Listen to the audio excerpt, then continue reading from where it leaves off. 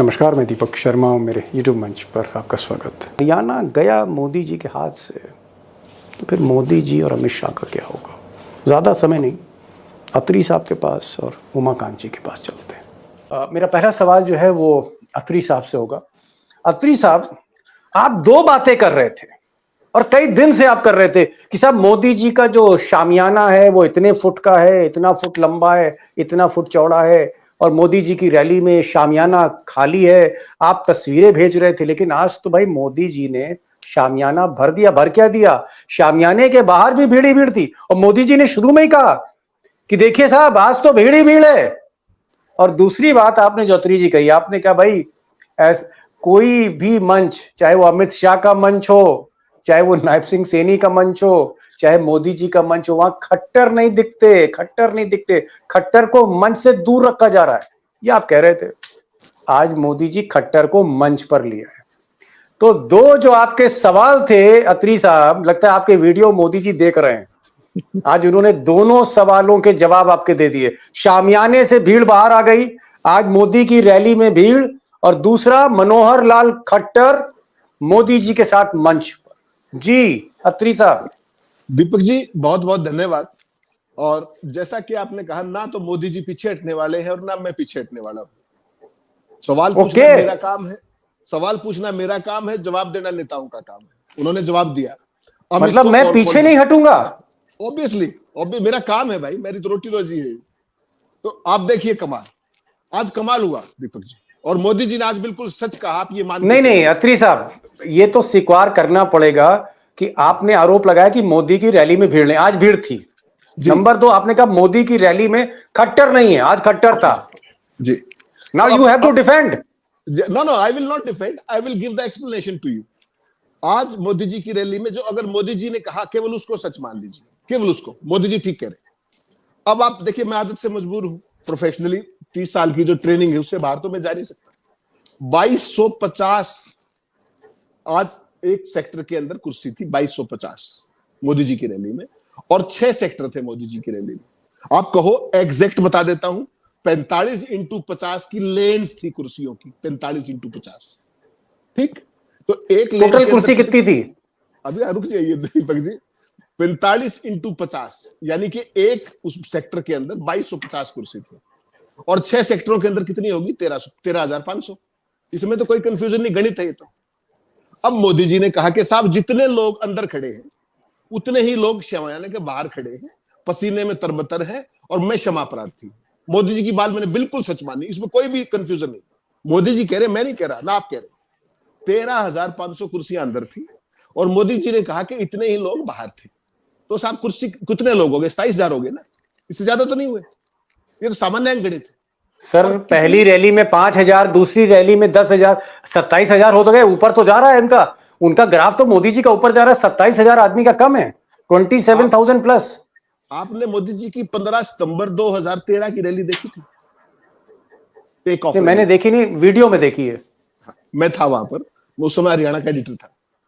15 सितंबर 2023 को जो थी वो रैली थी, और जो ये तीसरी है आज, ये भी हरियाणा के स्टैंडर्ड से, मोदी जी के खुद के स्टैंडर्ड से एक बड़ी जनसभा थी, उससे ज्यादा कुछ नहीं था। एक बात। दूसरा, आपने स्पेसिफिक सवाल पूछा, माननीय मनोहर लाल खट्टर जी आज मंच पर, माननीय मनोहर लाल जी खट्टर थे मंच पर। ध्यान से सुनिएगा दीपक जी, आपका हर एक दर्शक चौंक चौंक जाएगा। मनोहर लाल जी को यहां पर रैली में क्यों बुलाया गया आज? मनोहर लाल जी लगातार हरियाणा में घूम रहे थे, और जहां भी जा रहे थे बहुत बड़ी बड़ी रैलियां कर रहे थे, बैंकेट हॉल्स के अंदर और होटल्स के अंदर। 30-30, 40-40 से लेकर 500 तक लोग थे उन रैलियों में, बुद्धिजीवी प्रकोष्ठ के नाम पर। और जहां भी जा रहे थे वो कुछ भी कर देते थे। किसी का फोन पे झिड़क दिया, किसी को बाहर निकलवा दिया पुलिस ने, उस टाइप की चीजें। तो आरएसएस के कुछ जो उनके करीबी मित्र हैं, जिनके नाम आप भी जानते हैं, माननीय अरुण जी, एक स्वामी ज्ञानानंद है, गीता मनीषी टाइप, तो उन दोनों ने एक माहौल बनाया बीजेपी हाईकमान के सामने के साथ, मनोहर लाल जी 9.5 साल के सीएम है, और वो एक पर्टिकुलर सेगमेंट को वो करते हैं, कनेक्ट करते हैं, और वो सेगमेंट है पंजाबी समुदाय। और पंजाबी समुदाय भारतीय जनता पार्टी का ट्रेडिशनल वोटर है। तो उन्होंने कहानी ये सुनाई हाईकमान को, बीजेपी लीडरशिप को, कि साहब हरियाणा में 7 से 8% पंजाबी हैं, और किसी सेगमेंट के अंदर कांग्रेस पार्टी बीजेपी के प्रति कोई सहानुभूति नहीं है, कोई लहर नहीं है, कोई मदद की जरूरत नहीं। ऐसी सूरत में मनोहर लाल जी को ज्यादा एलिनेट ना किया जाए। तो उसके बाद जो गजब हुआ ना, उसके बाद आप चौंक जाएंगे। इसके बाद कुछ नहीं बचता है। तो माननीय मनोहर लाल जी को आज मंच पर लाया गया। देखिए, मोदी जी मंच पर आए, मनोहर लाल जी उनकी कैबिनेट के 8वें नंबर के मंत्री हैं। प्रोटोकॉल क्या कहता है कि वो उनको जो वेन्यू है वहां पर रिसीव करेंगे कि नहीं करेंगे? नहीं किया रिसीव साहब, नायब सिंह सैनी ने रिसीव किया। सी ऑफ करेंगे कि नहीं करेंगे? नहीं किया सी ऑफ, नायब सिंह सैनी साहब ने सी ऑफ किया। फिर आपके पास एक वीडियो भेजी है मैंने, 40 सेकंड की वीडियो देखिए। ऊपर आए मोदी जी मंच पर, मोदी जी ने सबसे पहले जनरल वत्स को नमस्कार किया, उनसे 2 सेकंड बात की, 3 सेकंड। उसके बाद हल्का सा आगे चले, उन्होंने 10 सेकंड किरण चौधरी से बात की, जो हाल ही में बीजेपी में आई जी। उससे थोड़ा सा आगे चले, मनोहर लाल जी खड़े थे, जो टिपिकल मोदी स्टाइल है, वो उनको नमस्कार कर रहे थे ऐसे, और मोदी जी ने उनको बिल्कुल दरकिनार कर दिया, उनकी तरफ देखा ही नहीं। ध्यान से देखिएगा, फ्रेम देखिएगा। नमस्कार दोस्तों, मेरा नाम है संजीव प्रताप और आप देख रहे हैं अपना पसंदीदा YouTube चैनल। बस आपसे एक छोटा सा निवेदन है, इस वीडियो को ज़्यादा से ज़्यादा लाइक करें और शेयर करना अपने चित परिचितों दोस्तों के पास न भूलें। वहां से आगे चले मोदी जी, मनोहर लाल खट्टर उसी तरीके से अवॉइड किए गए मोदी जी की नजरों से जैसे अडवाणी जी को करते थे वो कभी।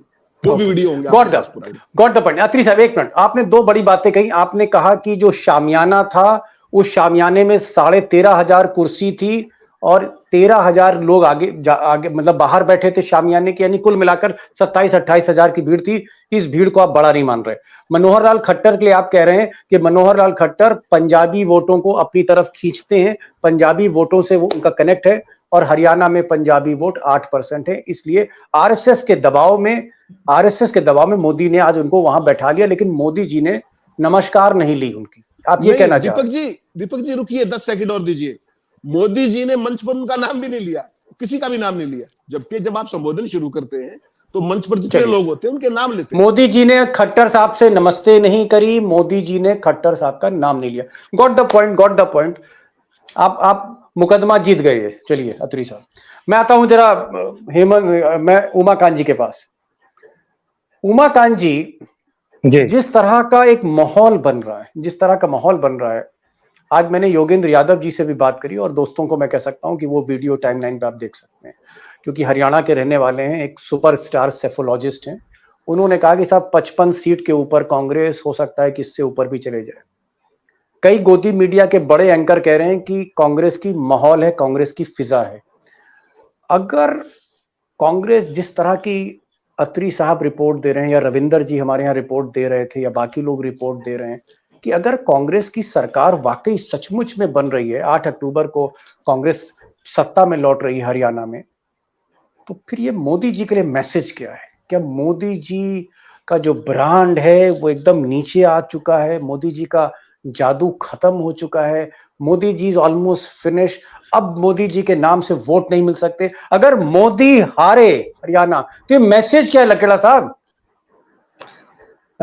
2 राज्यों में, अभी हरियाणा और कश्मीर के अलावा 2 राज्यों में, महाराष्ट्र और झारखंड में इलेक्शन की तस्वीर साफ होने वाली है। वहां कार्यक्रम घोषित करने वाला है। मुझे तो ऐसा लगता है कि मैसेज ये जाएगा कि कुर्सी खाली करो कि जनता आती है।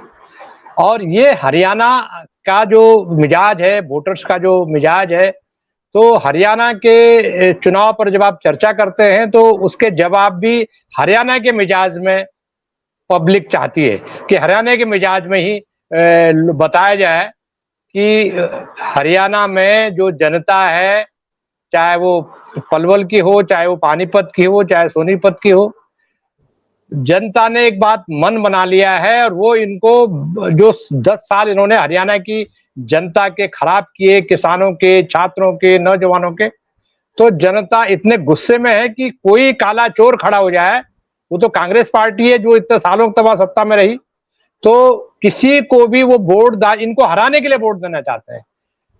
भारतीय जनता पार्टी खट्टर और मोदी साहब का जो 9.5 साल का रिमोट कंट्रोल था, और ये जो 3 महीने की सरकार, 4 महीने की नायब सिंह सैनी की है, इसको हरियाणा के लोगों ने घर बिठाने का इंतजाम कर दिया है। इसमें कोई शक नहीं होना चाहिए। और मैं आपको बता दूं कि हरियाणा, एक बार पहले भी मैंने कहा था कि हरियाणा के जो इलेक्शन है, ये इलेक्शन कांग्रेस वर्सेस अदर्स है। उसमें भाजपा भी शामिल है, उसमें आईएनएलडी भी बीजेपी वर्सेस शामिल है, अदर्स बसपा, या कांग्रेस वर्सेस अदर्स?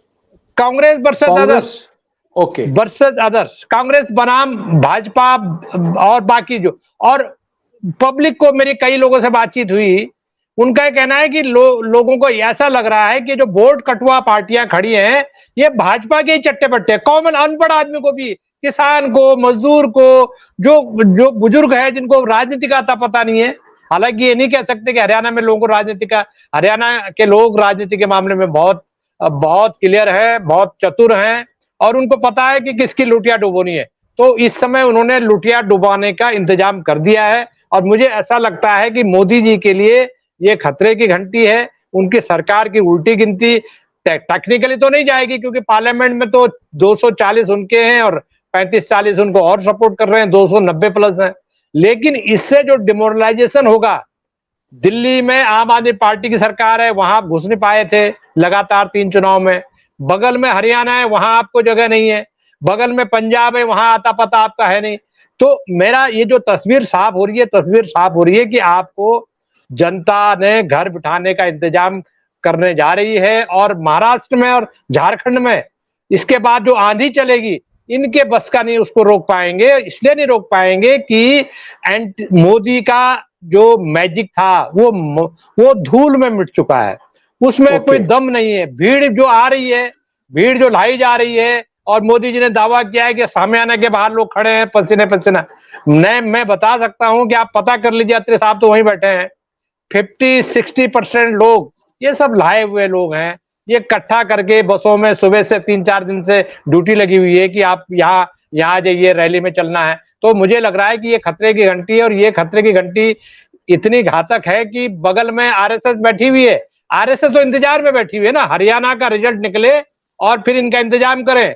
संजय जोशी वगैरह सारे लोग तैयार हैं कि इनको राजनीतिक तौर पर जब आप कमजोर कर पाएंगे, कमजोर कर देंगे, तो उसके बाद इनका हटने की और इनके जो बैसाखियां हैं उनसे मुक्ति पाने की उल्टी गिनती शुरू हो जाएगी, ऐसा मैं मानता हूँ। शुरू हो जाएगी जी। मैं अत्री साहब आ रहा हूँ। अत्री साहब, दीपक जी एक सेकंड जी प्लीज।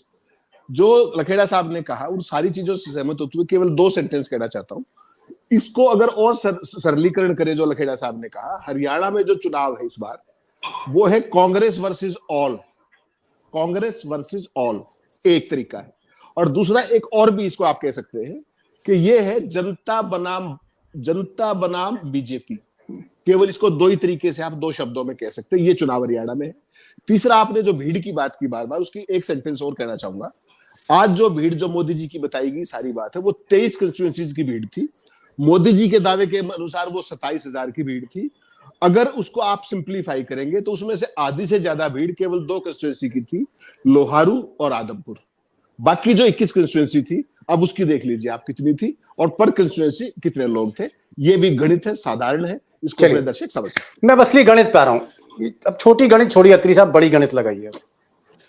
मुझे ये बताइए, आपने मुझसे कहा कि दीपक जी, मैं आपके दोस्तों को असली फिगर दूंगा जब राहुल गांधी की रैली हो जाएगी और मोदी जी की रैली हो जाएगी। आज मोदी जी की रैली हो गई और राहुल गांधी की रैली पहले हो गई, कल हो गई। अब दोनों सूरमाओं की रैली हो चुकी है। अब आप जरा अपनी असली गिनती खोलिए कि अब आपको क्या लग रहा है। आप ही ने कहा था, मैंने तो कहा नहीं था। तो नाउ यू टेल मी कि राहुल और मोदी की रैली के बाद अब ताजा स्थिति क्या, ये बताइए साहब। दीपक जी, असली स्थिति का पता लगेगा पोलिंग के बाद। लेकिन जैसा कि हमारा वो है जो शो का सेटअप जिस तरीके का है कि हम डेली इसको एनालाइज करते हैं चीजों को, और बिटवीन दी लाइंस चीजों को पढ़ने की कोशिश करते हैं। एक चीज बड़ी साफ है, दर्शकों के लिए बता दूं बहुत ब्रीफ में। ये जो कंस्टिट्यूएंसी आज थी, इसको बागड़ बेल्ट बोलते हैं। 4 जिले हैं ये, भिवानी, दादरी, सिरसा, हिसार और फतेहाबाद। 5 जिले सॉरी, और 2 कंस्टिट्यूएंसी इसमें जींद की थी। इसके अंदर जो सीटें हैं, केवल बागड़ की अगर आप बात करें, बागड़ की रैली थी आज, 2 तो जोड़ दी, उसमें साहब 21 कंस्टिट्यूएंसी है।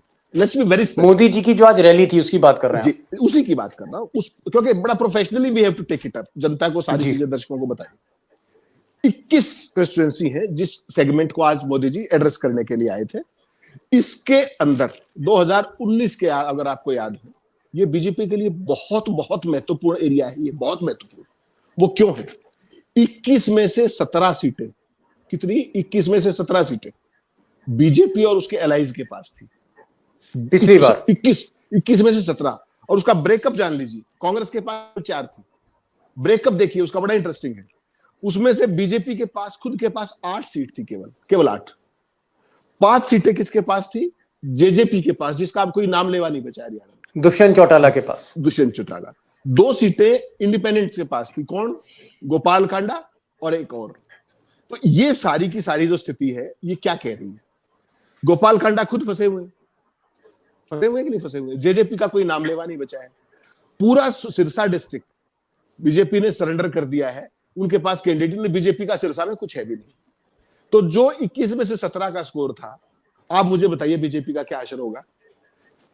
जेजेपी खत्म होगी, 5 सीट वो खत्म। गोपाल कांडा खुद फंसे हुए हैं दिक्कत में। तो और बीजेपी के पास कैंडिडेट नहीं है।